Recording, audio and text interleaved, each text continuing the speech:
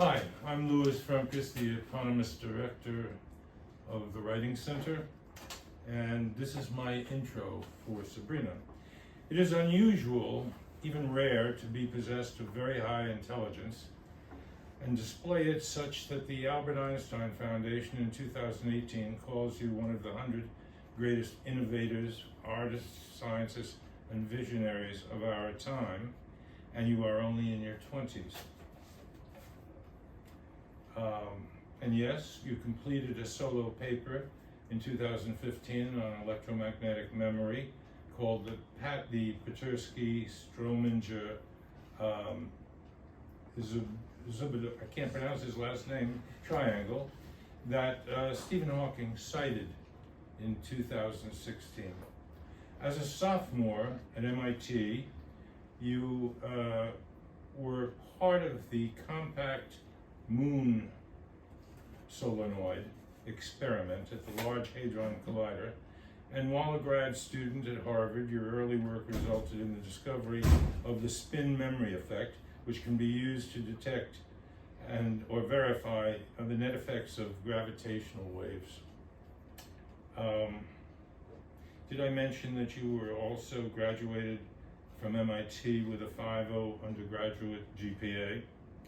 Smart, yes, but you also have received job opportunities from Jeff Bezos and the National Aeronautics and Space Administration, NASA.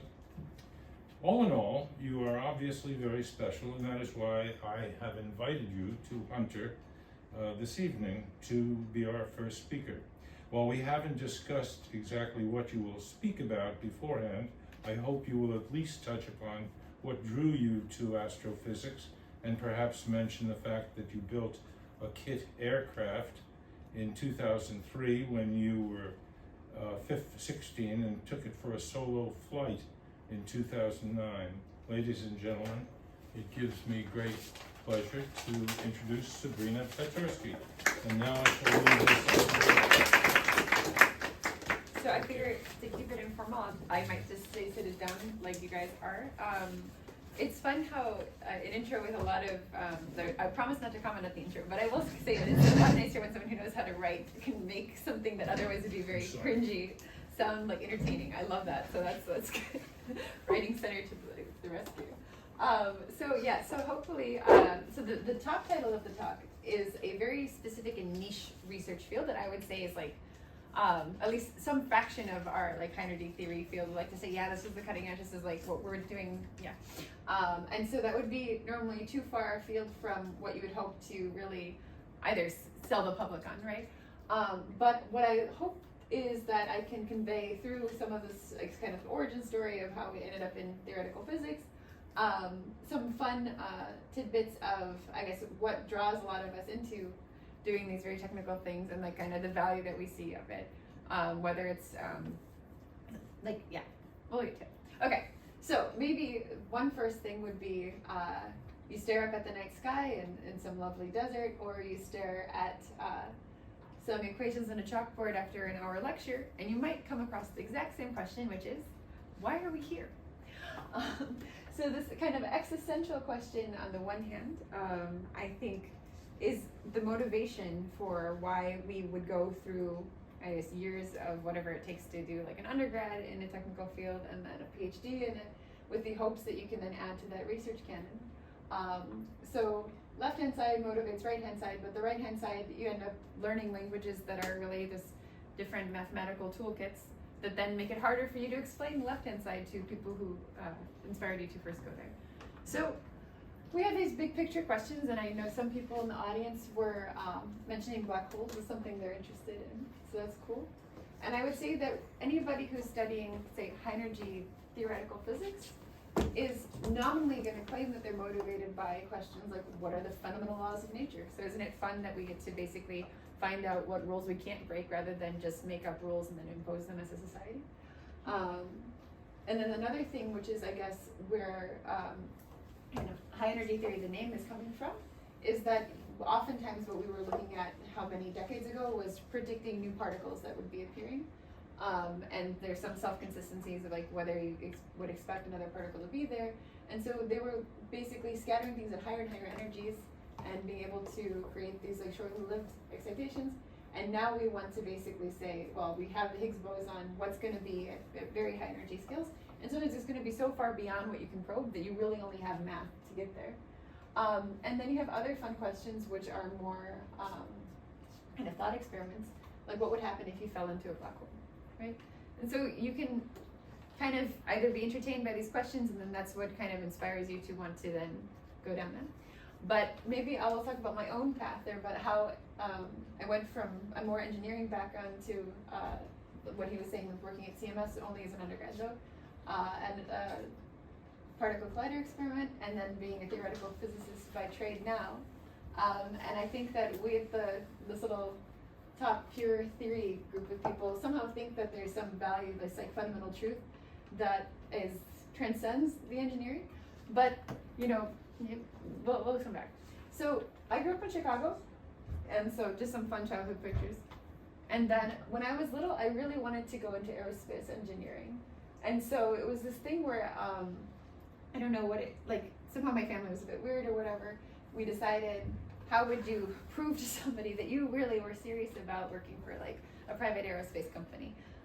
I think one should just be, maybe just be a kid, but the first step was you could apparently take flying lessons at any age. I used to, like, I'm in Canada now, and I used to drive up to Canada with my family, and a couple times we'd fly up with our own this little Cessna to fly alone at 14 there. You could be younger and fly a powered aircraft. But that wouldn't be enough, right? Because if you're flying, then one day you might be like a jet pilot on some airline. And so the next step was that there's basically this whole like community of people who build kit planes, and kit planes where you could purchase roughly like most of the like aluminum is already like anything that needs to be pressed is pressed, and so it's just a matter of like riveting it together, drilling some holes out. In this case, this is like fiberglass plate cowling.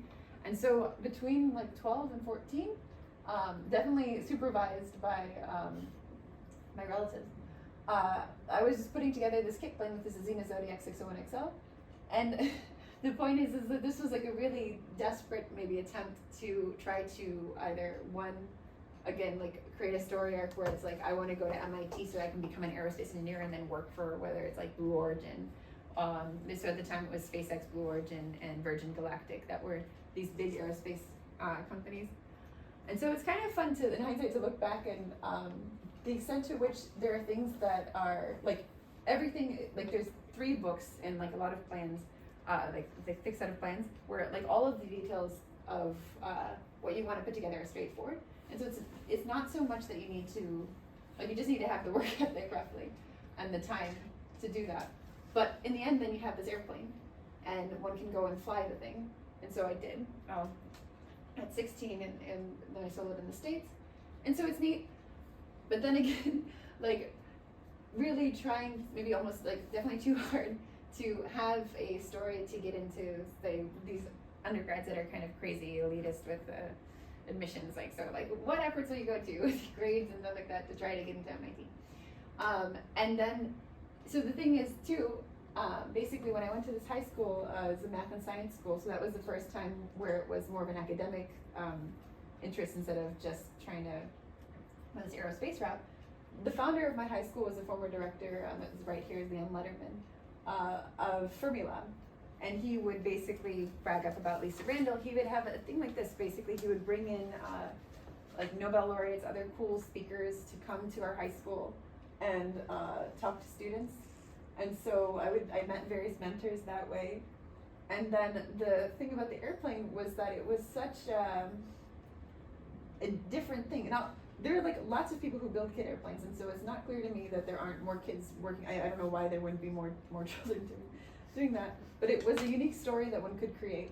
And so imagine if instead of trying to write a cool, I don't know, like at the writing center, write a cool story, you actually tried to write a life like that.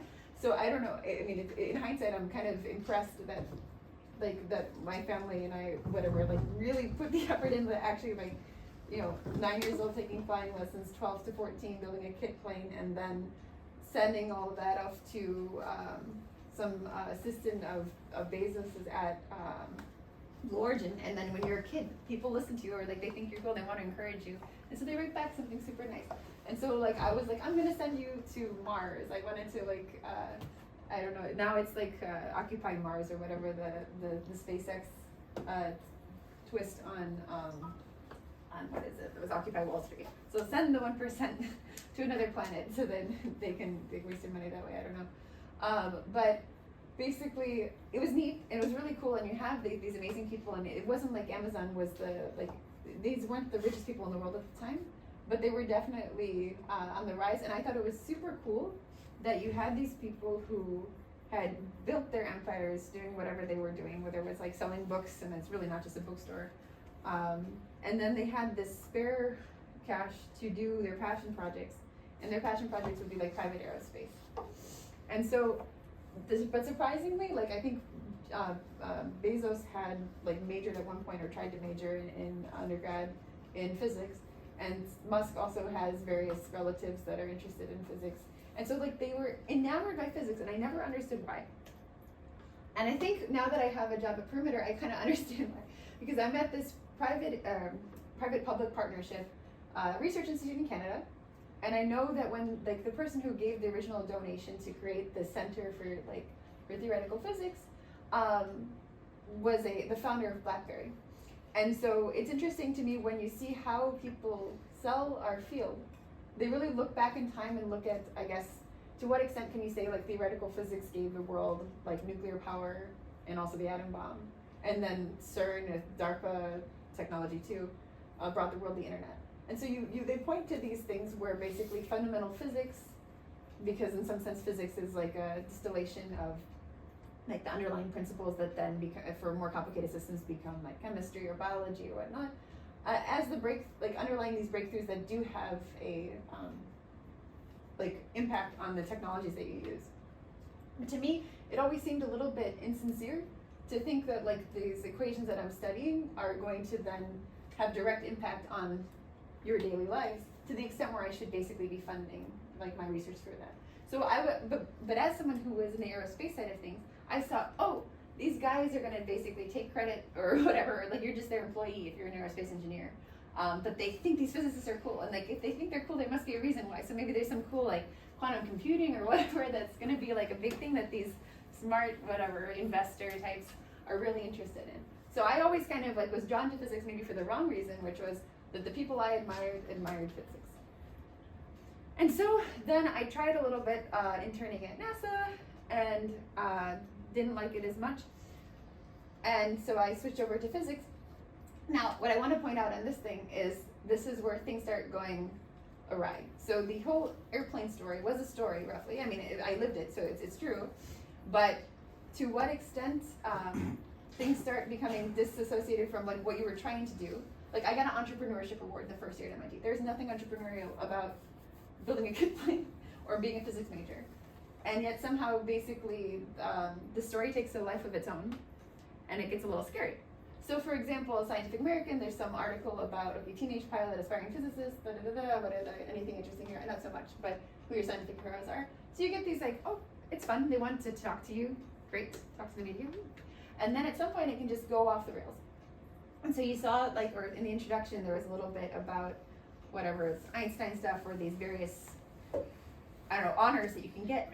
And then at some point, where are those honors coming from? Basically cool stories that one can tell about the arc that led you to where you are versus really being an independent validation of like the value of the results that you're contributing to your field.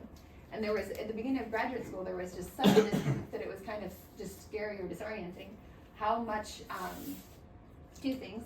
One thing would be, are these opportunities that could translate to something that would be valuable to you or to other researchers down the line? And you see this kind of in this tension of science popularizers. So for example, I know Lisa Randall's talked here, and she's one of the few examples of somebody who's a well-respected physicist in our field, who also does like good public talks and also writes books. And so what I was seeing by accidentally having this whole like, oh, this girl built an airplane and then now Hawking citing her, and Hawking thinks he's gonna solve the information paradox, is that you get hype around something that's definitely premature, if not just gonna be undeserved.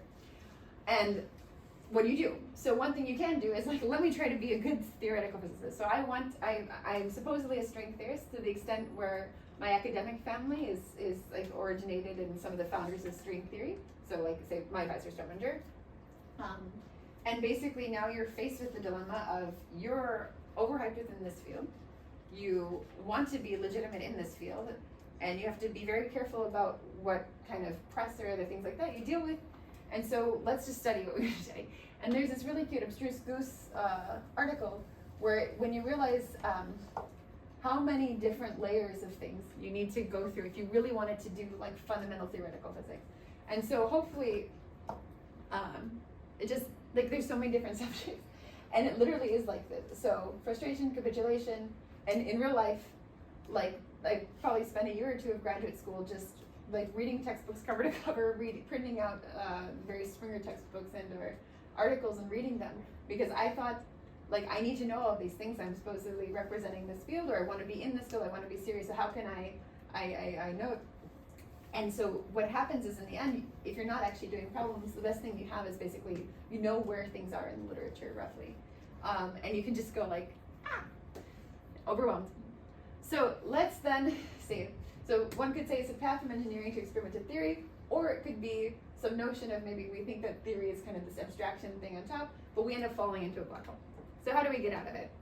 And I think the best way to get out of it is to kind of take advice from Newton, which is that if you see any further, you're standing on the shoulders of giants.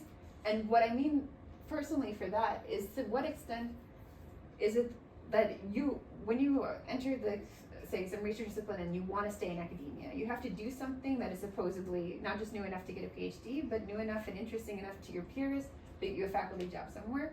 And somehow the older a research field is, like the harder it is to make changes that then are really like recognized as interesting or useful to other fields enough that they would have any traction. But there's still value that I think we don't appreciate all the time when we're in it, but definitely it's something that you see from the outside, which is that legacy that you're a part of. And so on the one hand, what I value about theoretical physics is somehow the fact that you are part of these, like, this kind of group of knowledge keepers kind of trying to add to this canon that dates back to some really awesome people. And then if we want to follow the standing on shoulders of giants, I want to kind of take an excerpt from one of Juan Madalcena's public talk at Strings 23. And why are we doing what we're doing? So I have this kind of story arc right now of why I got into theoretical physics, but I want to basically say what it is that we do when we're in theoretical physics. And I could try to tell you about quantum gravity, which I'll try to for a little bit, but hopefully not spend too much time so I don't bore you. But what's more, I think the thing that is like what we do is we're always trying to basically consistently build off of the canon of knowledge that we have that is describing the physical world.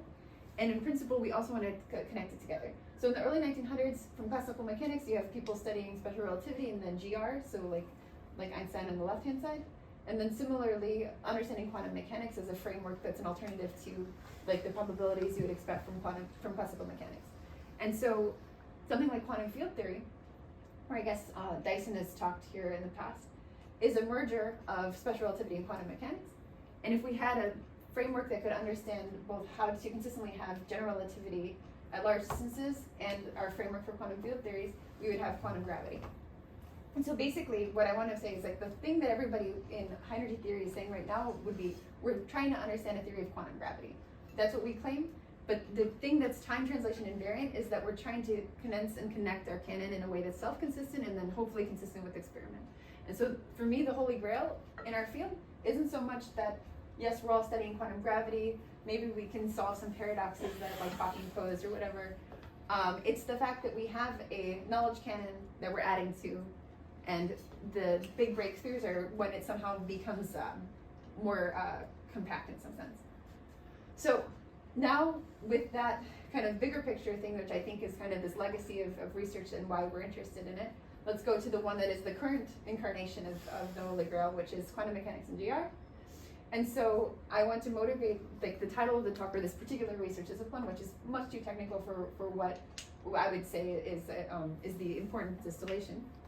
But basically you have an inconsistency, very subtle problems when you try to have a framework that would be starting with what you know would describe general relativity, so the fact that your space-time is curved when you have matter and like it's back reacting, so like the stress tensor is changing the geometry, and having that be consistent with the quantum theory. And so my predecessors, or why I'm in the kind of the family of people coming out of string theory, is that you can either have something where it seems impossible to try to merge those two frameworks in a nice way, or you can have it somehow be inevitable. If you change the fundamental objects from being point-like particles, which then you have to assign some rules for how they split off, and instead replace them with vibrating strings, and it's like literally the different harmonics are giving you a different set of particles.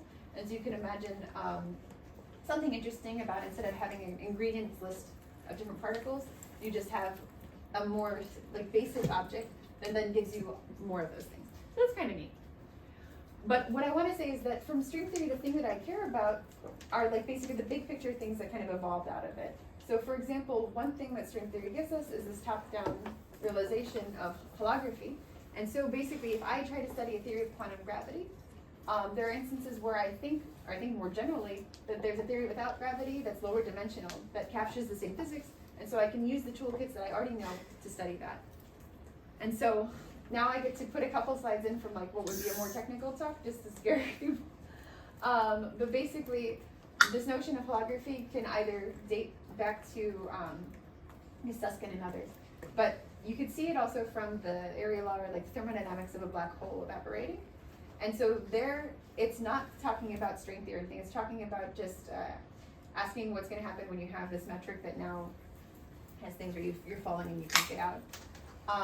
And basically, there you have a system that looks like a thermodynamic system that's lower dimensional. And so that's one end of the hologram. And then the other is the string theory realization of it. And so basically, we think that this kind of principle that you could say is distilled from insights from string theory or from other fundamental questions addressing how you would quantize gravity as a basic tenet that you then want to apply to the real world. And so basically, one could try to start from like, what are the large distance things that you have a handle on? When you look up at the night sky, what's like say you can assume that the cosmological constant is 0 for a long range of things. Can I try to build up symmetries there that then tell me something about this dual if I really have one, and then in that dual I don't have gravity, so I can do my quantum field theory and it'd be cool. And so basically, my research program with my advisor, Andrew Strominger, kind of came out of trying to find these extra symmetries coming at low energies. And so maybe to take a step back and try to convey something about the physics here. For anyone who in high school had a physics course, which I hope people do, but I don't know if it's universal, when you are trying to apply something like conservation of energy or momentum, you're not saying that the whole world has some conservation of energy. You're saying something about the local transaction. So for example, like if I buy something, I'm changing hands, like I'm spending money. I'm not asking about like inflation. So essentially, in the picture of like, say, an ice skater on a rink, she throws something, where does she move? You're asking about a conservation law for an isolated system.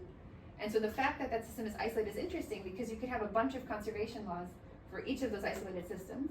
And we basically have these infinite dimensional symmetry enhancements because when things are very far away, they're approximately isolated. And so that's where you have now, instead of translation invariance, you can translate separately in each direction of the night sky. And then you can ask, how do those symmetries constrain scattering? And that's what then the less technical version of the story is. So those couple slides were like kind of how I would motivate it for maybe a department colloquium, but let's do the storybook version of it in case it helps. For my thesis, I had too much time on my hands, so I made the Comic Sans thing. So my advisor had this fun suggestion that there were these separate studies from the 60s that were secretly the same, so I'm proud of my alliteration. The relativists were systematizing what happens at long distances. Quantum field theorists were worried about what happens at low energies. And then someone else came along and remembered that there's something you can actually observe for these things. And that's this triangle of traits that I was showing with this app. So basically, the thing to take away from it is that my little research discipline came out of trying to see the value in connecting different people's endeavors in some sense. So the thing about our field, which can get kind of toxic, is imagine you're trying to make these breakthroughs, and you're basically always making sure you want to add to this canon, you want to add the biggest leap possible. Sometimes people don't, in our field, see it as valuable to basically make sure that all these people trying to make jumps in their own directions, how close they are to each other and tying them together.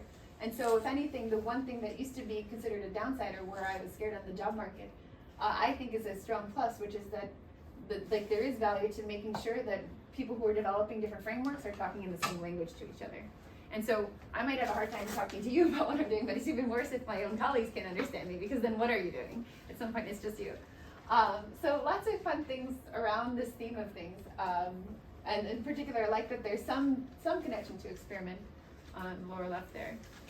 But so just, at least I said it somewhere, the title of the talk with the celestial hologram is that basically there's this proposed duality between gravitational scattering in flat spacetimes and a single living in the night sky. So you look at the night sky, you see the stars, and you're like, let's describe everything that's happening here in terms of data living in the sky. And we think we can do that, and you can do it from the kinematics in some sense, but the question is their utility. So the first slide, the picture there was this Millennium Falcon turned into a Cessna at the bottom, which is that when you boost or you go really high speeds, the stars are going to move on the night sky in a way which is basically looking like this conformal transformation, so rescaling of the night sky, and that's like an extra symmetry then compared to just rotating your orientation. And those symmetries get enhanced even further with the story of this isolation stuff I was talking about. And then there's all these different frameworks, but the fun thing is basically you have these disciplines that would normally not be talking to each other. So some are coming from more string theoretic, but like in a very mathematical physics sense. People who are studying like mathematical physics around formally talking about solutions to Einstein's equations. People studying amplitudes all kind of come together at this nexus of understanding these extra symmetries. And it's a really long time frame for this. So yeah. Basically, just to get some sense of things, like the main kind of problem happened with the soft hair story, because that's when Hawking suddenly got interested, and kind of when someone says they're going to like solve the information paradox with results related to what you're doing, and then your advisor, like, you get hate within the field for all the hype. Like, there's a conservation of like hype minus haters or whatever. Yeah. So it's interesting. So one can imagine that basically then you have to go on the defense and have to really like hunker down and worry about what you're doing. But the fun thing is that now, as much as I'm excited about connecting these different research canons, we actually have like a team of people who are employed to do this now. And so we have some awesome colleagues of mine from all around the world that now have this Simons Collaboration funded endeavor going forward. And so what I like is that what I'm doing is a collision of research programs. So back to the same line of thought before of like what it is that I love about theoretical physics and why we all go into it, is we're part of this legacy, and in that legacy we're basically trying to condense and connect the canon, and we're doing that here with some various amplitudes, conformal bootstrap, quantum gravity. Might not mean so much to the layman, but those are very distinct kind of sociologies within our field. And some more pictures, but more the fun picture is just, okay, they're colliding. And these are all different, like the two of them are Simons collaborations from the past like 7 years, and the other one is like studying stuff at the LHC. And the fun thing is that the way that you're connecting and condensing the canon can be something as silly as seeing the same equation in a paper from before. And so that's where, like, one of the first examples of this IR triangle, that's one that Lewis mentioned, came from just finding equations that look similar, and not because you're an expert in two different things. And so basically I want to close off with some parts of the sociology in the field. I have this research program that I'm happy to have lots of other people also developing with me, which is celestialography, and I had the pleasure of organizing the main conference for my field, which is strings, because we're still like the legacy of string theory. And you can ask how they fit into each other. And instead of asking what is strings, I think you want to ask who is strings. And so we have this database, one of the first databases that was actually online, because like CERN kind of needed to transfer data between different research centers, and so they had a lot of the infrastructure for the internet came from out of CERN and DARPA.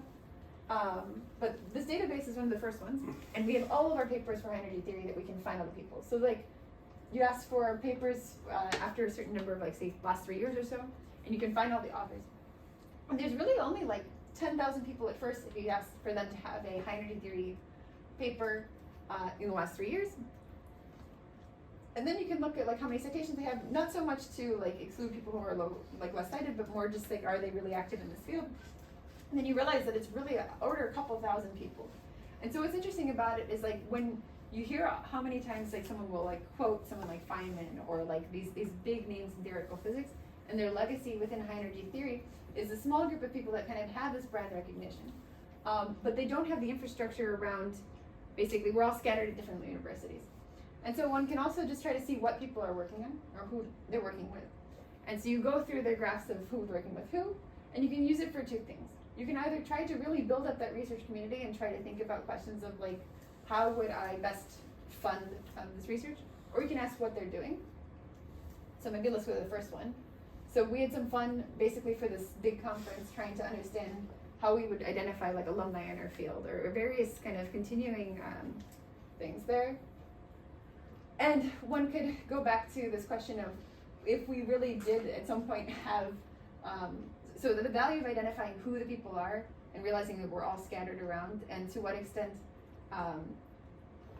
maybe there's something to be said about like some more organization there. I think there's some questions to be asked about like how to fund theoretical physics going forward. But the other thing you can ask is what they're working on, and you can also see that in the kind of the sociology of these networks of people working together. And you just cluster people and you can see what themes they're working in. And the celestial people really are scattered, which is good because we're a merger of research communities, so I like that.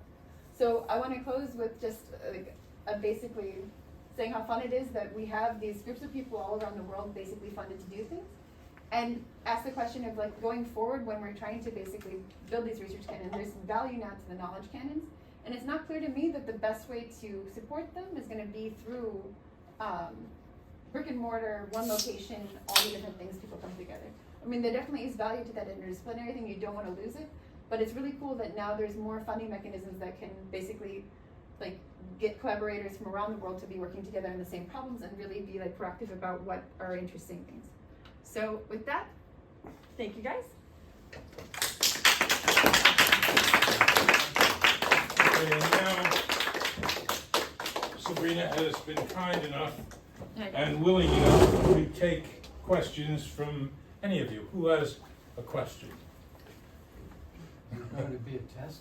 I mean, I can try to ask ChatGPT to generate one if you want. Richard. Well, first of all, it's amazing what you're doing and trying to bring together ideas from so many places, Yeah. and also this idea that if you can organize the right community of people around the world, Yeah. get their forces working together, you're going to come up with something wonderful. However, when I came here today Yeah. and getting a chance to meet a great physicist, I had a more morbid thought. Okay. And the morbid thought is, in the anthropomorphic planet that we live in now, Yeah.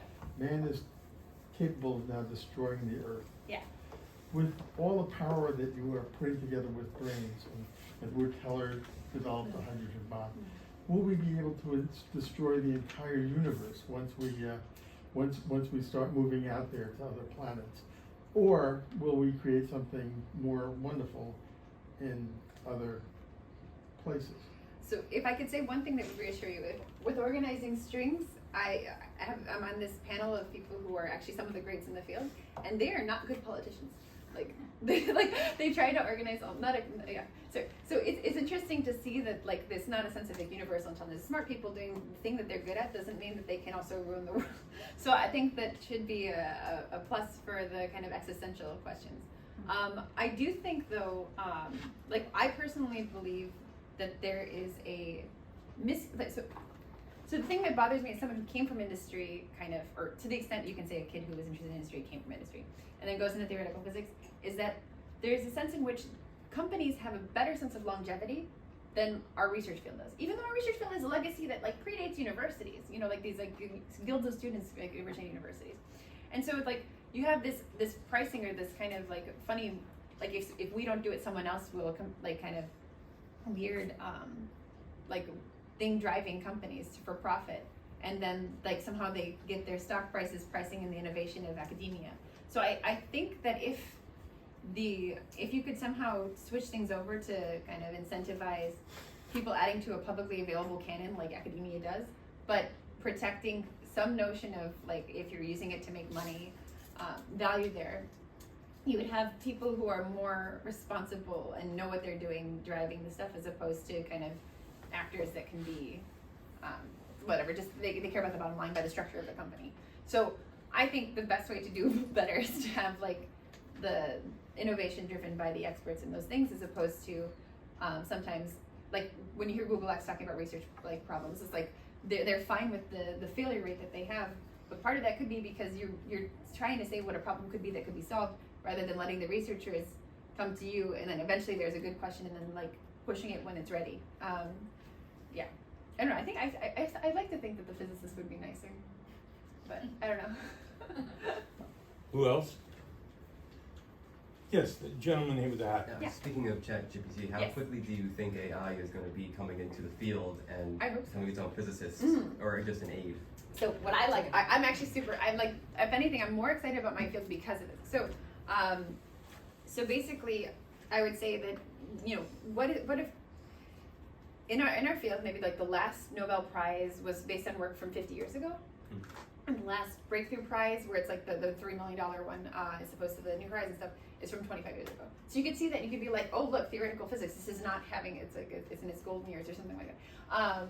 But instead you could be like, well, why has it that like having the archive and having better internet access and all these things in the intervening time here hasn't fundamentally changed what we're doing?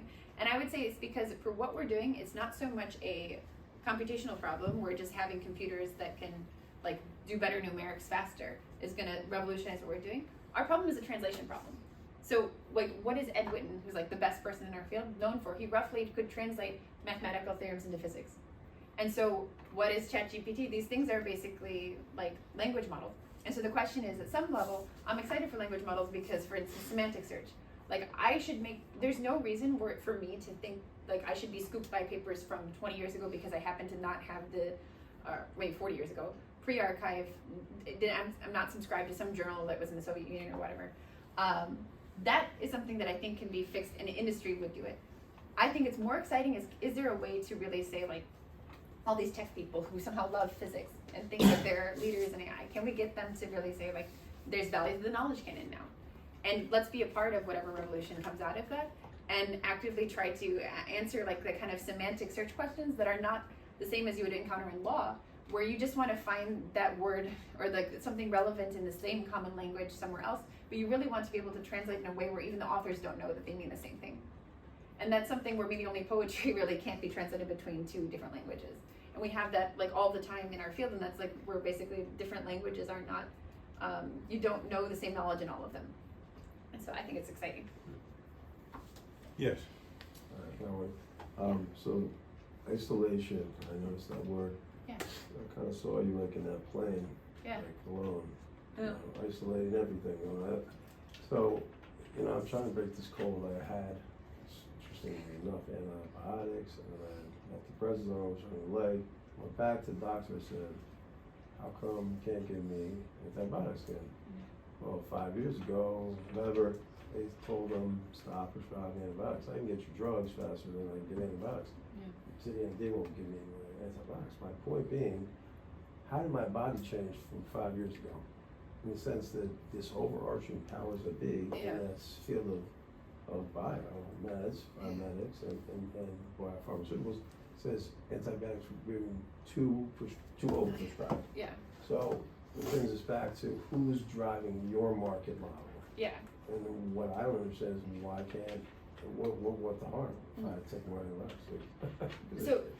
So basically, I think in this situation, maybe I hope I don't want to say something wrong because I'm not expert in that field, is that there's things where they're making a decision that's better for everybody, but might not be better for you, and you know it, right? And normally, like if you're wealthy or whatever, like you find your way to get the thing that you want, and so that's where it becomes unfair when there's like funny market forces.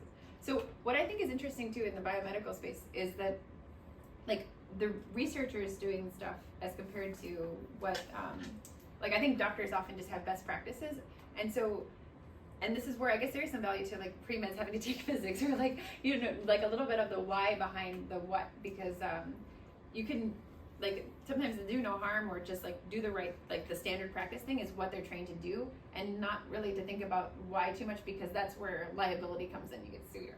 So one thing fun about theoretical physics is that we're the consumers of our own art in some sense, and so it's not great because like this different models you can imagine, like we can be this kind of testing ground of like a community of people who like have their own funding or whatever, because we're so isolated from other market pressures. The closest thing is like the tech companies investing in quantum computing and how much hype there is around it, and whether or not that hype can be, if it actually was hype, you want to take the money and live up the hype and get the resources from the people who are uninformed investors. Because as soon as there's uninformed money in the market, the people who are informed can profit off of it.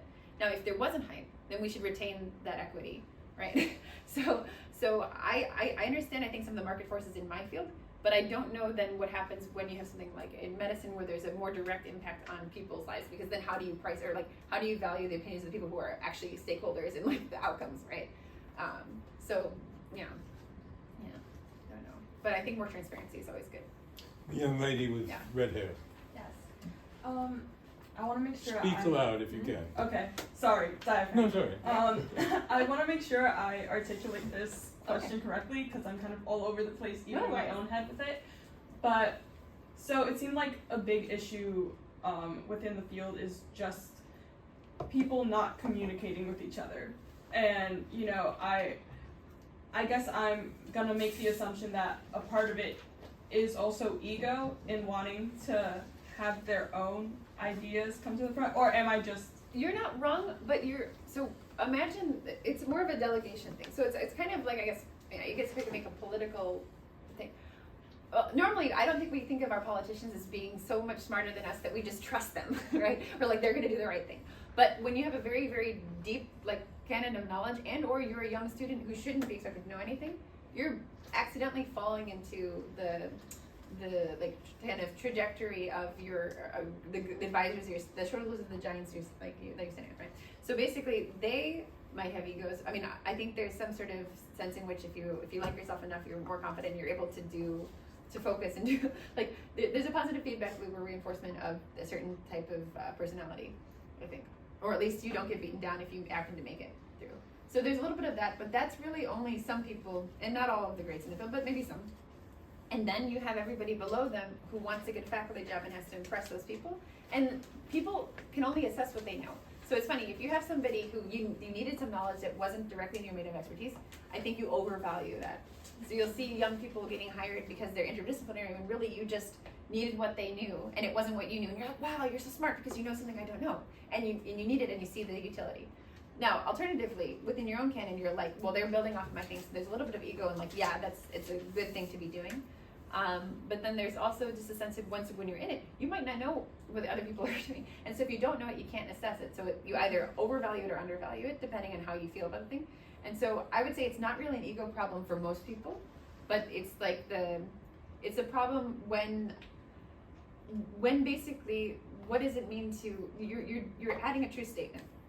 And the question of whether or not it gets adapted into this canon of knowledge and how connected it is into things is how much you can translate or explain things to people, and then how much the people who kind of influence that accept it, right? So people have to be willing for you to be right before you can be right, sometimes when things are so technical. Sorry, just to add to that, but thank you. Yeah. I guess that actually does help a lot with my next part of the question, which was, I thought the citation software that you pulled up was like really interesting, and I was just curious about if you see any kind of like disparities between, like, I don't know, race, class, gender, or whatever when it comes to the people who are the people who are cited, because I told you I really have been interested in mathematics, specifically number theory, and when you see the people's names who keep coming up, like it's like the same names. So I was just curious about your own, like, you know, experience with like looking at all of this. So I looked at gender a little bit, and almost more by name. So it's I mean, I know that is like an order of magnitude more than like one is the next one, and so it's like I think that the sociology is reinforcing the stratification. Would be just my take of like, why is this metric so accurate at the top end? But yeah, no, it's like if you look at where the women are compared to where the guys are, it's like it sucks, and there's no way that's just like random, or like 10%. Anyone else? Another question, along a similar line. Yeah. Having treated scientists, I noticed there are some who are going after prizes and recognition and whatever, although I think they're very good at what they do, and they're very good at what they do. And there are others who don't care about that stuff. Yeah. They care about the work that they're doing, and then they think that's gonna speak for itself. Yes.